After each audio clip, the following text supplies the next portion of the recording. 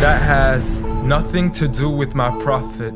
Please just stop it. It doesn't make any sense. That's not the message he sent. That's not what he meant. That's not why he came. So you can claim as much as you want to, but I assure you the man I follow was not the same.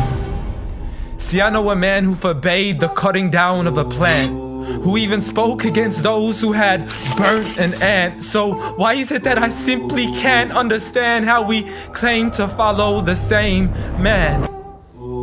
I mean, I know a man who forbade us from harming the innocent, saying he who does so would not only be prohibited from paradise, but he would not even smell its scent. So please tell me how what you're doing has anything to do with the message that he sent. This is the man who forbade us from even scaring cattle with a knife, saying you have no right to let the animal die twice.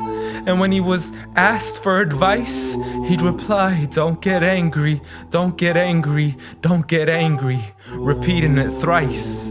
See, I know a man who called to patience first, even to those who had treated him the worst. And when he was asked to invoke Allah's wrath, he said, I was not sent to curse, but rather as a mercy to the earth. Matter of fact, the entire universe, meaning everything that was made. See, this is a man whom the clouds would rush to shade, a man to whom the trees would sway and the birds would flock to seek his aid. For they knew he was a man of justice, a man who would never betray, a man who could be trusted even by those who had wanted him slain. See, Anas bin Malik served him for 10 years and not once had he heard him complain.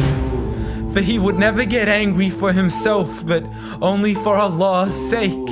And he never responded to evil with evil, but rather he pardoned and forgave.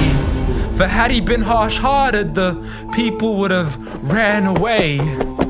So what is it that we still don't understand when we claim to follow Islam, yet we fail to follow this man?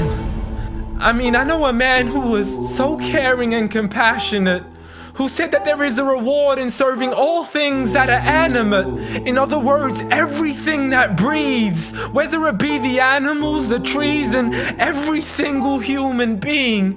I mean, if Allah called him Rahmatan lil Alameen, how dare you call him anything else that contravenes?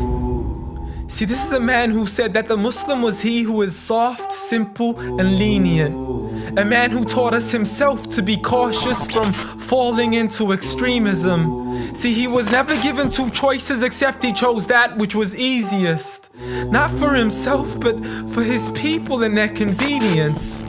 See, I know a man who advocated for the freedom of the slaves. A man who taught us that the Muslim is the one from whom the people are safe.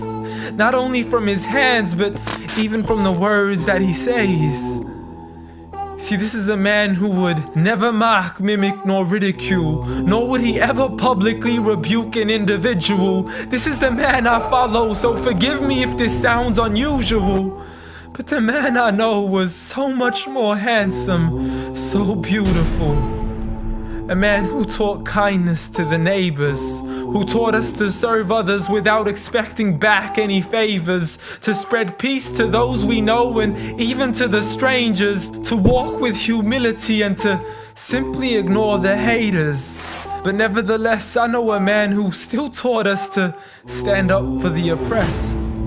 From the men, women, and children who call out to us in distress. I know a man who taught us to fight for these people, but by no means does this mean we have the right to transgress.